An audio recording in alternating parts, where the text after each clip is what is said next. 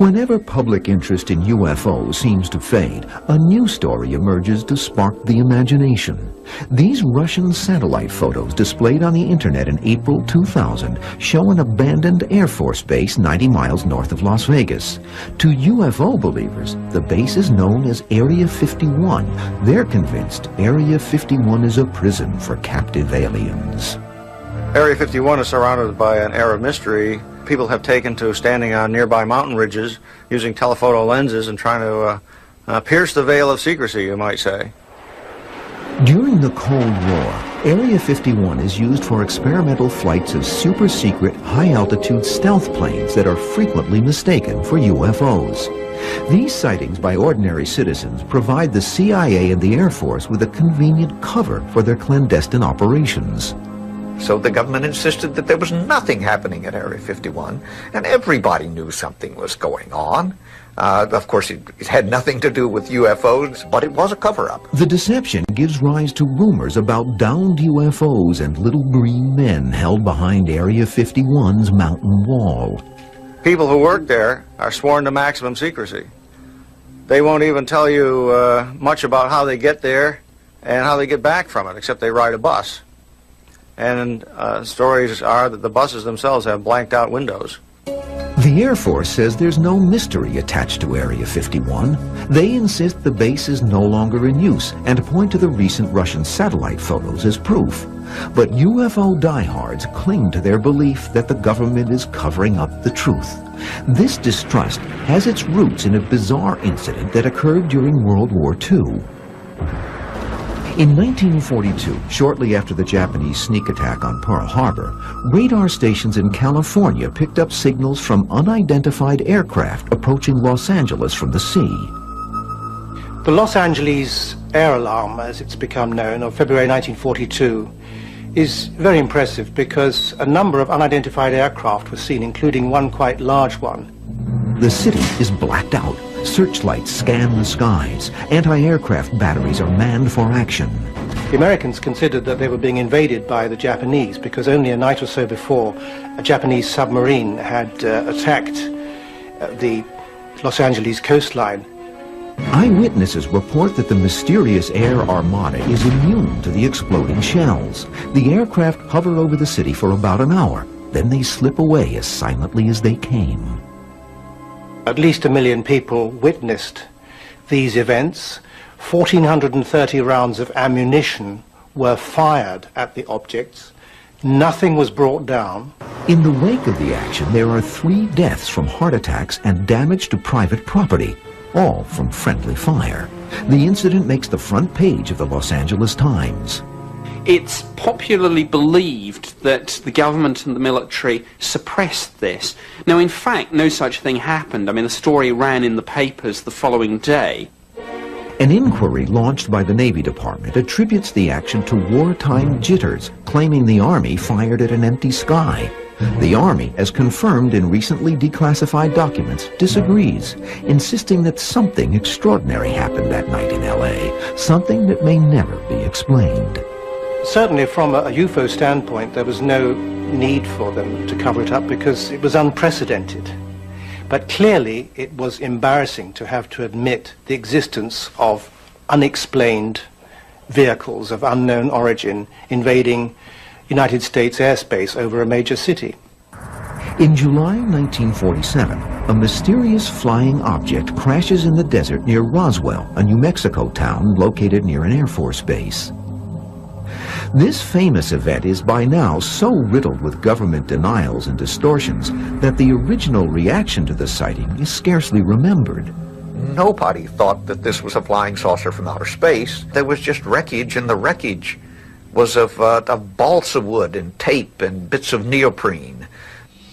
The debris is confiscated by an Air Force intelligence officer, Major Jesse Marcel, who carts away the bits and pieces in the trunk of his car. The Air Force bungles its explanation to the public. The initial press statement that went out was that a flying saucer had been recovered and taken to Roswell Army Airfield. Later on, they said it was all a mistake. The Air Force retracts its statement almost immediately, declaring that the downed UFO is nothing more than a deflated weather balloon. talk of flying saucers in Roswell ceases. If you look in any UFO book, throughout the 50s, 60s, and most of the 70s, you will not find a single reference to Roswell in there. So the military denial that this was anything more exotic than a weather balloon was actually a story that stuck.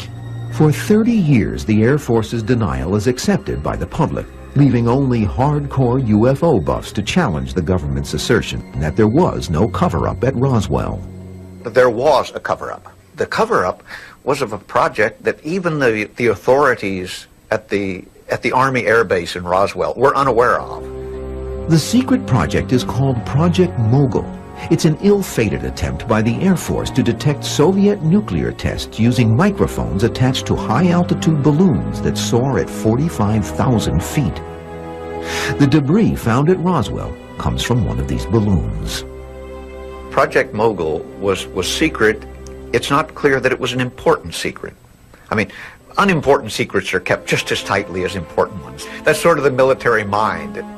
Project Mogul remains a mystery for 50 years. By the time the Air Force finally discloses the truth, the Roswell legend has grown to include alien autopsies and UFOs hidden in government compounds.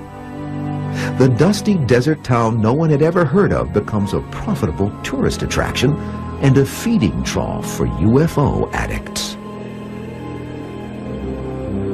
For government intelligence agencies, Roswell is the beginning of a long, sometimes disastrous involvement with UFOs. When we continue, concerns about UFOs spread into the highest levels of the United States government. In 1948, UFOs claim their first martyr. Captain Thomas Mantell and 3 other National Guard fighter pilots are on a routine flight from Kentucky to Georgia when they're ordered to pursue an unidentified flying object. Mantell was flying a P-51 Mustang, and he rapidly climbed to a height of about 22,000 feet, which was really pushing the envelope for that particular aircraft. One of the pilots runs out of fuel and makes a forced landing. The other 2 give up for lack of oxygen. Mantell alone continues the chase. He was probably at that altitude running short of oxygen. Whatever happened, we shall probably never know. The control tower records this final message from Mantell, coming up on what appears to be a metallic object tremendous in size directly overhead and slightly above. A few hours later, wreckage from Mantell's plane is found strewn across an open field. This was the first time, as far as we know, that a pilot had lost his life in the pursuit of an unidentified flying object. The official report states that Mantell died chasing a weather balloon, or perhaps he mistook a distant planet for a UFO. It's hard to believe that an accomplished pilot such as Thomas Mantell would have been fooled by either a balloon or the planet Venus. I simply don't believe it. But most experts believe there's a simpler explanation for Mantell's death. Conspiracy theorists say that Mantell's plane was shot down by a UFO. I think a more likely explanation is that he passed out because of the lack of oxygen at that height. The Mantell incident gains attention in the press, and there's no evidence of any government interference. As the Cold War begins to heat up, UFO sightings take on a more sinister aspect. Fear of a nuclear holocaust translates into fear of the unknown. UFO reports by ordinary Americans increase dramatically. The government feels a sense of urgency to prevent the sightings from spreading into mass hysteria. The CIA and the Air Force were concerned that not only would public opinion be set off kilter by UFO reports, but that the country's early warning systems might be saturated, setting the United States off guard in the event of a Soviet attack. Declassified CIA reports reveal that at the height of the Cold War, the agency took the potential threat of UFOs seriously. Some CIA analysts speculate that a saucer-shaped aircraft being developed by the British and Canadians may cause the rash of sightings.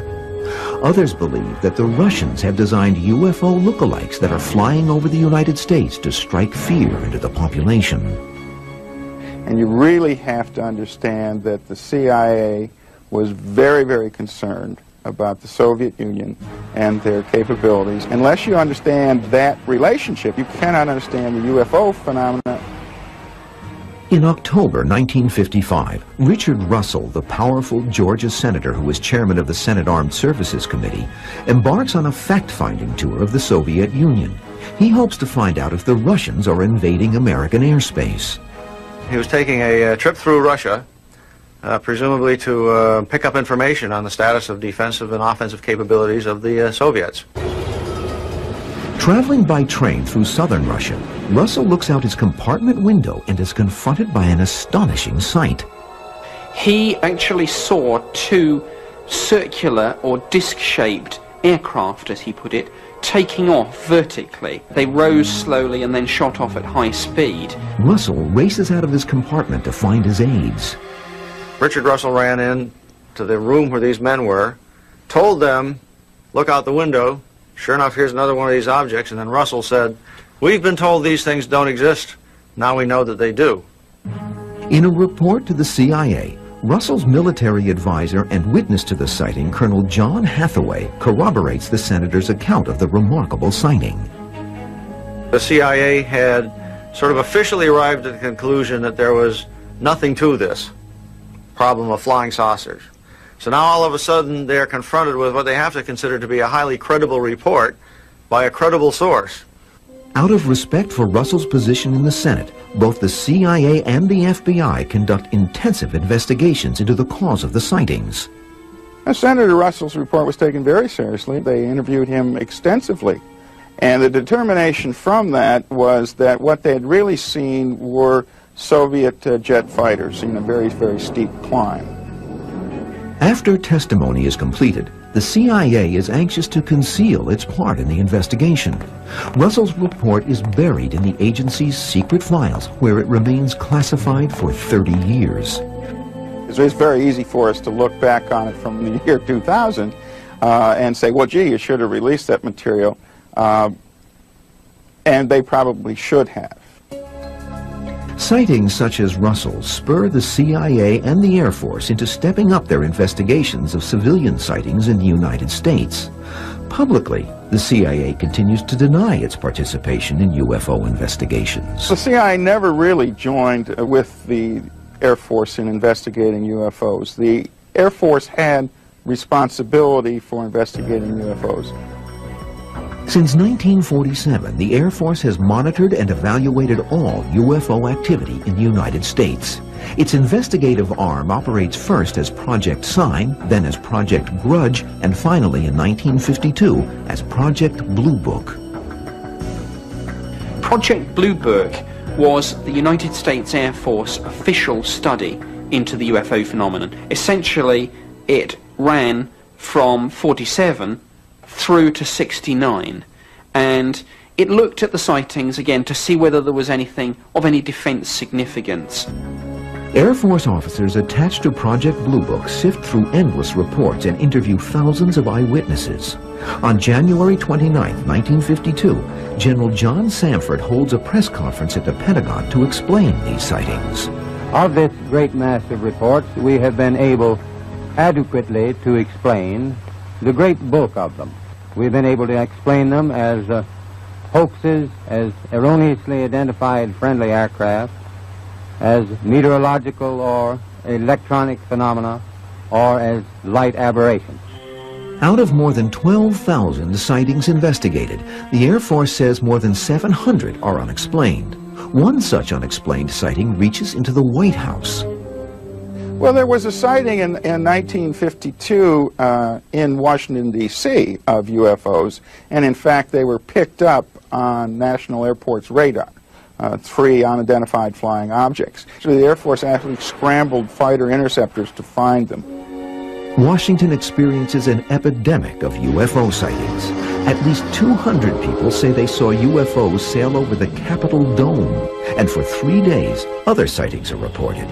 The reports reach CIA Director Walter Bedell Smith, who is quoted later as saying, If it was one chance in 10,000 that this was true, we had to identify it and examine it because the national security of this country was at stake. Now, this did disturb the Truman White House, and they began to look into this phenomena, and the Air Force then determined that it was a very natural phenomenon called a temperature inversion. This explanation may have satisfied the White House, but UFO historians believe that President Truman is worried enough to instruct his national security advisors to draft a plan for counteracting an alien invasion. The threat, real or imagined, soon passes, but the CIA and the military increase their surveillance of UFOs.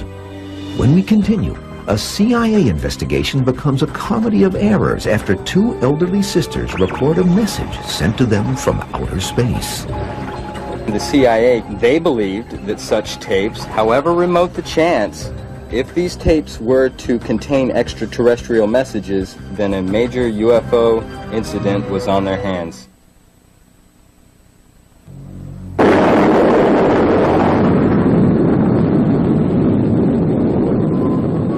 During the Cold War, Americans live in a climate of uncertainty, fearful that the world is moving quickly towards Armageddon. The U.S. government faces the dilemma of trying to minimize those fears, which now include UFOs. A major concern for the CIA was that the UFO phenomenon and any mass hysteria that would come with it would set the American public off balance and make them vulnerable to Soviet propaganda. A steep climb in UFO sightings creates confusion among government intelligence agencies, particularly the CIA. For all its know-how, the agency often has no explanation for the origin of unidentified flying objects. They didn't have the sophisticated computers and satellites and technology to allow them to detect what this is or track it. So they had to make excuses as to what was being seen in the sky so as not to alarm the public. The CIA is obsessed with the idea that UFO paranoia, if unchecked, could mushroom into a national crisis. CIA agents posing as Air Force officers are sent across the country to disparage sightings and discredit witnesses. The agency, by its charter, is banned from operating domestically. In order to contact American citizens, often the agency would employ military cover. The agency uses the mass media to dissuade the public from believing in UFOs and establishes a scientific board of inquiry. The CIA became so concerned about national security implications of UFOs that by late 1952 we actually established a scientific panel of civilian scientists to look at this phenomena and see if there was any validity to the idea that it was either Soviet weaponry or people visiting us from other planets. The panel is headed by California physicist Dr. H.P. Robertson. As with other government attempts to find answers to the UFO problem, the Robertson panel's findings will eventually come under attack by UFO believers, who maintain that some of the panel members are acting as flunkies for the CIA.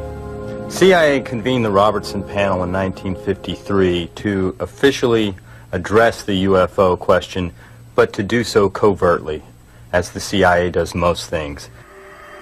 The panel concludes its investigation, leaving questions about the origins of UFOs unanswered.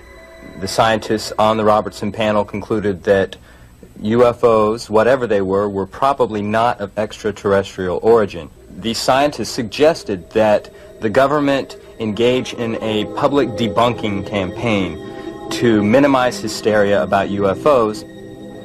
In its eagerness to keep a lid on public reaction to UFO sightings, the CIA in 1955 becomes entangled in an embarrassing controversy. The incident involves two eccentric sisters from Chicago, former vaudevillians named Mildred and Marie Meyer. The Meyer sisters made a recording of what they believed were space messages. These so-called space messages were nothing more than Morse code from a regular land-based transmitter. But the incident caught the attention of the CIA, which was investigating UFOs at the time. A CIA officer, DeWelt Walker, disguised in an Air Force uniform, is dispatched to interview the sisters. They were all excited that they had talked to the officer and that the government was interested in what they had found. Walker gets the Meyer sisters' recording and brings it to Washington, where CIA analysts confirm that the so-called space message is Morse code. The recording is classified as secret and hidden away in the CIA's files. For a while, nothing more is heard about the Meyer sisters. A few years later, civilian UFO researchers became interested in the case, began to dig for the facts, and faced obfuscation and distortions from the agency that turned what might have been a tiny little incident into a major UFO controversy. In 1957, Dr. Leon Davidson, a physicist and UFO researcher, gets wind of the Meyer story. He goes to Chicago and interviews the sisters. There he learns about Walker's visit and suspects the Air Force officer is really a CIA agent. Davidson hounds CIA officials to find out which agency conducted the Meyer inquiry, the CIA or the Air Force. He gets the runaround from both. And Davidson was no fool. So he said, look, something's going wrong here, tell me the truth. And he kept writing back, and the agency tried to explain, and they got themselves in deeper and deeper. The CIA steadfastly denies that Walker is a CIA employee. Then, to his dismay, Davidson is told that all the evidence pertaining to the Meyer sisters' investigation has been destroyed to conserve file space. Davidson is now firmly convinced that the CIA is involved in a UFO cover-up. Had they simply been able to tell him the truth and release the records to him, I think the whole thing would have gone away. Further controversy is stirred up in 1958 when a former Marine Corps pilot, Major Donald Kehoe, tells the media that there's a government conspiracy to hush up the truth about UFOs. Major Donald Kehoe was a great pioneer who stuck his neck out in the early days, championing the cause of the UFO situation. And he was the founder of NICAP, the National Investigations Committee on Aerial Phenomena, and drew to this organization dozens and dozens of highly qualified military personnel. Kehoe argues that the government has in its possession reams of evidence proving that UFOs, controlled by a superior intelligence, are currently in our midst. We are being observed by some type of device which is ahead of us, far ahead of us, and is probably controlled by a highly advanced superior civilization. It has reached to the point where many people in the Air Force have the same conclusion. In fact, the Air Force... Kehoe's voice is soon joined by others. Air Force Captain Edward J. Ruppelt, formerly in charge of Project Blue Book, the Air Force's UFO investigative arm, confides in Kehoe that the CIA is behind the Air Force's debunking of UFO sightings. Ruppelt tells Kehoe, "We're ordered to hide sightings whenever possible and ridicule the witness. We even have to discredit our own pilots." An angry denial by Air Force spokesman Colonel Lawrence Tacker is broadcast on national television. Our critics continually charge that the United States Air Force is withholding information from the general public on this subject. This is absolutely untrue. We are not hiding anything. We have nothing to hide. The obsessive secrecy over UFOs produces a controversial document that, when made public in 1987, is condemned as bogus by UFO historians. Called Majestic 12, or MJ-12, the document bears the signatures of the biggest names in national security affairs during the late 40s. One of the beliefs about MJ-12 is that President Truman and his advisors were so concerned about UFOs that they formed this secret group to hide the truth. The document purportedly calls for a total blackout of pertinent evidence pointing to the existence of extraterrestrial beings and spacecraft. It's all too sensational. Real government documents, even when they talk about extraordinary things, are much more serious and sober. The MJ-12 documents read like a pop culture document. The obvious inconsistencies in this document convert even hardened UFO believers into doubting its authenticity. I'm convinced that these are indeed fabrications, quite clever fabrications, and the clincher came when one of the papers in the documents is a memorandum supposedly signed by President Truman, which clearly was lifted from a known-to-be authentic Truman document. Forgery or not, the contents of the disputed document re-emerged during the 1980s when President Ronald Reagan advocates an invisible radioactive shield in outer space to deflect a nuclear attack and, incidentally, protect the human race from an extraterrestrial invasion. At a summit meeting in Geneva, Reagan broaches the subject to his Russian counterpart, Mikhail Gorbachev. Gorbachev said the United States president discussed an extraterrestrial threat, and would our forces collaborate jointly if there was such a threat? Towards the end of a speech to the United Nations General Assembly in 1987, Reagan again brings up the subject of extraterrestrials. The president is reported to have said the following: I occasionally think how quickly our differences worldwide would vanish if we were facing an alien threat from outside this world. And yet I ask, is not an alien force already among us? When we return, an American air base in England is spooked by extraterrestrial visitors. The witnesses were United States Air Force military personnel, so they were trained observers, not prone to making mistakes about things that they see. In September 1964, at Vandenberg Air Force Base in California, Lieutenant Robert Jacobs, a photographic officer, films a routine missile test flight. A few days later, Jacobs screens the footage for his superiors. Clearly visible was a disc-shaped craft which flew around the Atlas missile, which was flying at thousands of miles an hour by this time. Jacobs later describes the astonishing scene. We saw a UFO swim into the picture, distinct and clear. It circled our missile, emitting vivid flashes of light, then vanished. Seconds later, our missile malfunctioned and tumbled out of control in the Pacific Ocean, hundreds of miles short of its target. Jacobs is sworn to secrecy. The film is turned over to two men he is certain are CIA agents. Jacobs remains silent until 1982 when he comes forward to accuse the Air Force and CIA of a cover-up. He decided to come out with the story.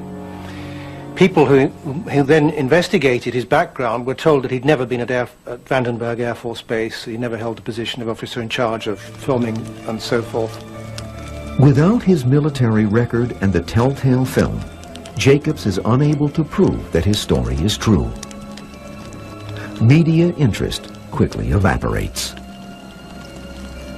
By being so secretive about UFOs, not only did the CIA undermine its own credibility with UFO researchers, it gave the public further reason to question the necessity of national security secrecy.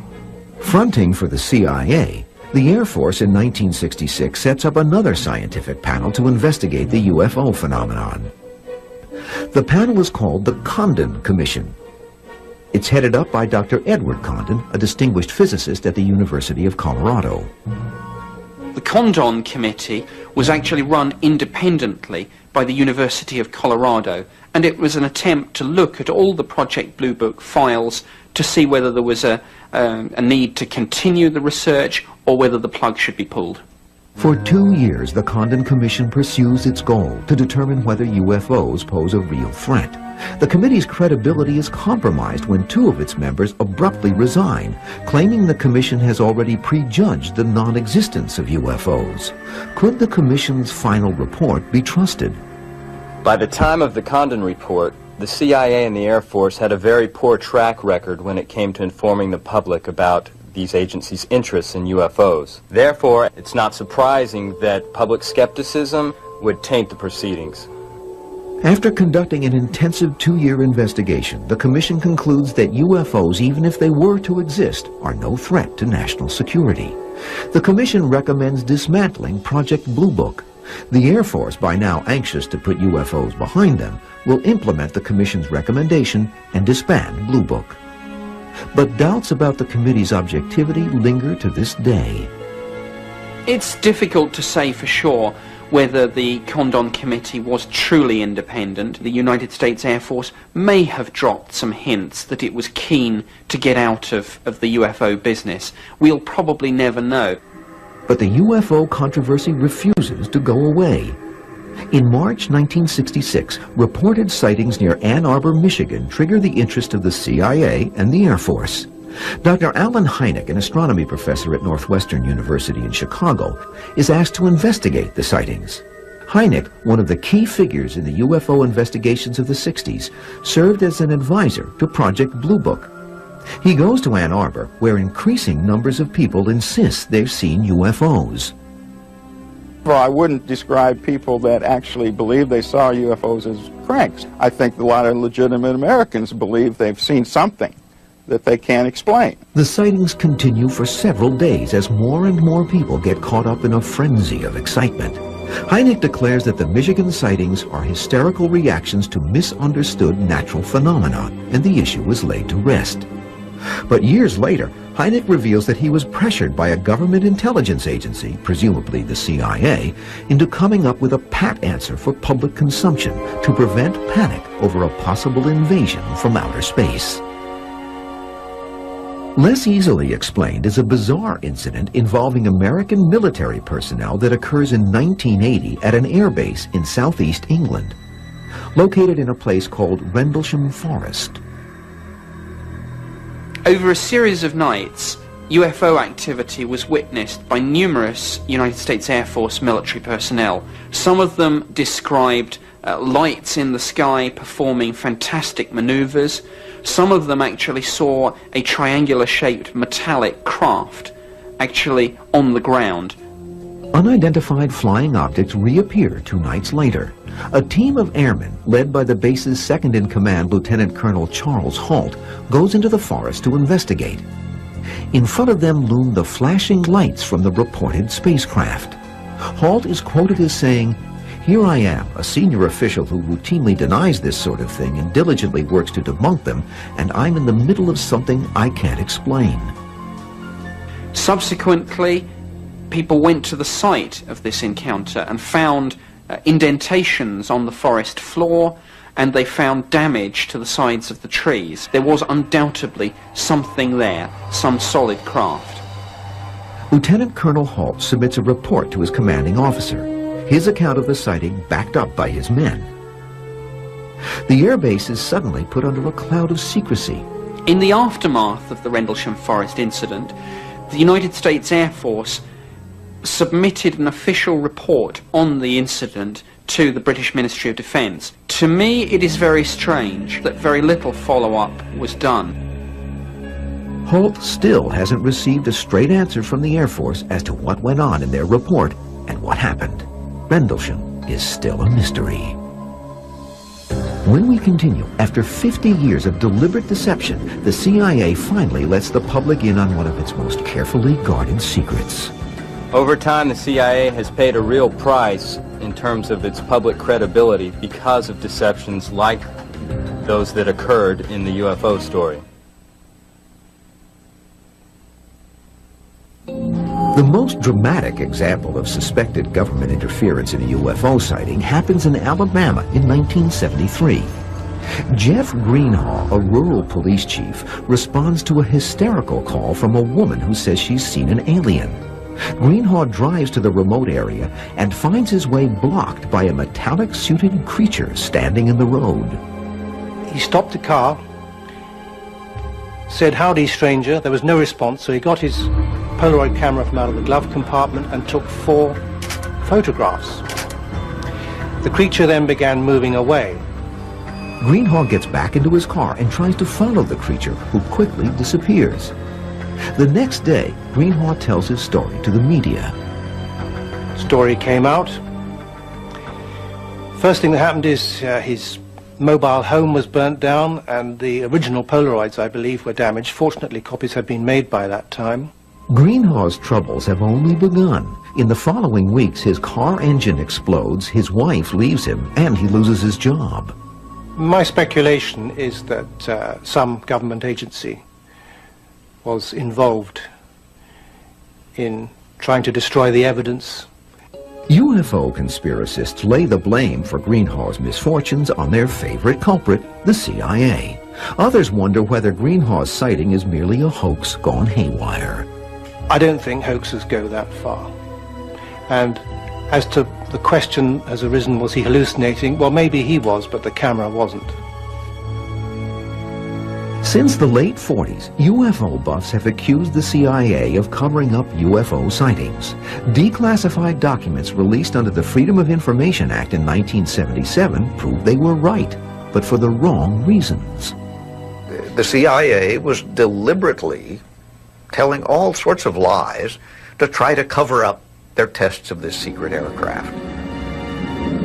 The agency admits that in the early 50s, at the height of the Cold War, it purposely misled the public to maintain secrecy about its new spy planes, the U-2 and the SR-71. The agency is asked by the Eisenhower administration to develop a reconnaissance aircraft that can overfly the Soviet Union. And this, of course, is all done in secret with covert funds supplied by the CIA. U-2 test flights are conducted out of an airbase at Groom Lake, Nevada, better known as Area 51. U-2 flights originating from Area 51 account for more than half the sightings reported during the 1950s and 60s. Commercial pilots flying at around 20,000 feet are confused by the strange glistening object soaring high above them at 60,000 feet. The U-2, when they first began testing it, was at that time polished aluminum. And that means that when it's still dark on the Earth, at that very high altitude, it's picking up the rays of the sun, becomes very visible. The U-2 deception continues until 1960, when a Russian missile brings down a U-2 flown by Francis Gary Powers. The United States government tries to cover up and is caught in a red-faced lie when Russian Premier Nikita Khrushchev produces the U-2 wreckage and the pilot. The U-2 program is scrapped, and the SR-71, codenamed Blackbird, takes its place. And it could fly at 90,000 feet and faster than a rifle bullet. But the Soviets had these SAM missiles which could shoot them down. So it never did overfly the Soviet Union. It did, however, contribute to UFO phenomena, because here you had another aircraft that nobody had ever seen. Throughout this period, the CIA continues to orchestrate the deception behind the scenes, using the Air Force as its cover. The Air Force got a bum rap in these UFO investigations because it appears from the CIA documentation that often the Air Force had to fib on behalf of the CIA.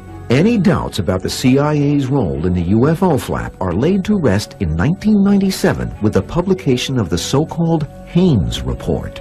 Using a giant sheaf of internal CIA documents to tell the story of the agency's involvement with UFOs, Gerald Haines, a CIA historian, has given us the most complete account of how the agency handled the UFO phenomenon from the 1950s to the present. What makes the Haines Report unique is the author's inference that perhaps the whole story has not been told. Now, a lot of people would like a lot more, but you have to understand that this agency deals in secrets, so it's not going to reveal everything it does. It simply can't.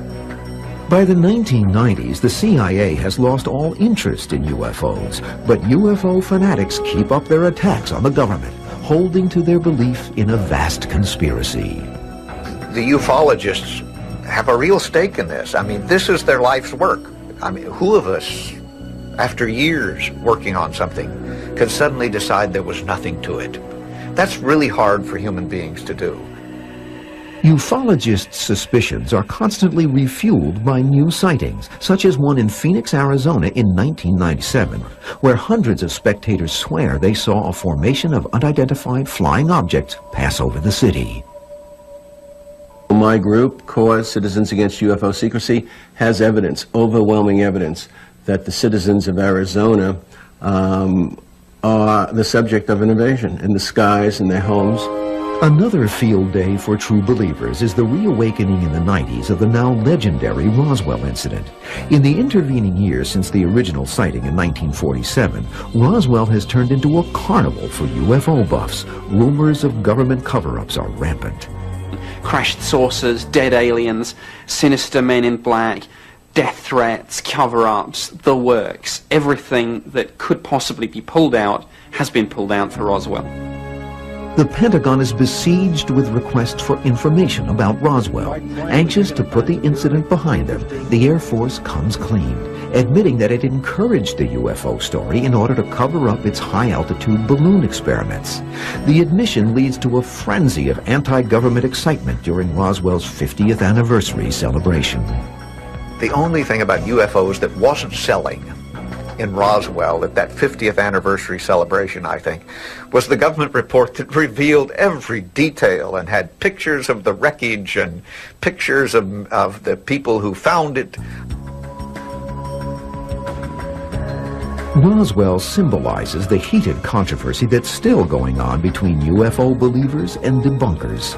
The U.S. government insists it's no longer investigating UFOs, but die-hard conspiracists claim it's just another CIA smokescreen. We'll possibly never know the full story of the CIA's involvement with the UFO mystery, simply because, you know, it's impossible ever to get to the bottom of so large and nebulous a... An hour, then they slip away as silently as they came. At least 1 million people witnessed these events. 1,430 rounds of ammunition were fired at the objects. Nothing was brought down. In the wake of the action, there are 3 deaths from heart attacks and damage to private property, all from friendly fire. The incident makes the front page of the Los Angeles Times. It's popularly believed that the government and the military suppressed this. Now, in fact, no such thing happened. I mean, the story ran in the papers the following day.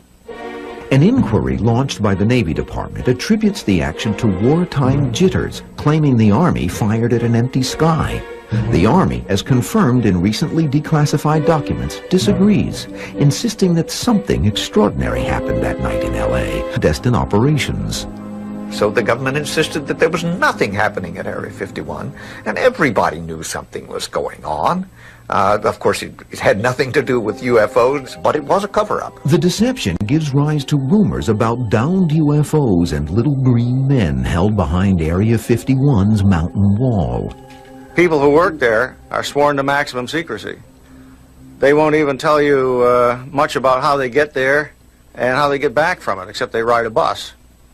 And stories are that the buses themselves have blanked out windows. The Air Force says there's no mystery attached to Area 51. They insist the base is no longer in use and point to the recent Russian satellite photos as proof. But UFO diehards cling to their belief that the government is covering up the truth. This distrust has its roots in something that may never be explained. Certainly from a UFO standpoint, there was no need for them to cover it up because it was unprecedented. But clearly it was embarrassing to have to admit the existence of unexplained vehicles of unknown origin invading United States airspace over a major city. In July 1947, a mysterious flying object crashes in the desert near Roswell, a New Mexico town located near an Air Force base. This famous event is by now so riddled with government denials and distortions that the original reaction to the sighting is scarcely remembered. Nobody thought that this was a flying saucer from outer space. There was just wreckage, and the wreckage was of balsa wood and tape and bits of neoprene. Whenever public interest in UFOs seems to fade, a new story emerges to spark the imagination. These Russian satellite photos displayed on the internet in April 2000 show an abandoned Air Force base 90 miles north of Las Vegas. To UFO believers, the base is known as Area 51. They're convinced Area 51 is a prison for captive aliens. Area 51 is surrounded by an air of mystery. People have taken to standing on nearby mountain ridges using telephoto lenses and trying to pierce the veil of secrecy, you might say. During the Cold War, Area 51 is used for experimental flights of super-secret, high-altitude stealth planes that are frequently mistaken for UFOs. These sightings by ordinary citizens provide the CIA and the Air Force with a convenient cover for their Cleanse R incident that occurred during World War II. In 1942, shortly after the Japanese sneak attack on Pearl Harbor, radar stations in California picked up signals from unidentified aircraft approaching Los Angeles from the sea. The Los Angeles air alarm, as it's become known, of February 1942, is very impressive because a number of unidentified aircraft were seen, including one quite large one. The city is blacked out. Searchlights scan the skies. Anti-aircraft batteries are manned for action. The Americans considered that they were being invaded by the Japanese because only a night or so before a Japanese submarine had attacked the Los Angeles coastline. Eyewitnesses report that the mysterious air armada is immune to the exploding shells. The aircraft hover over the city for about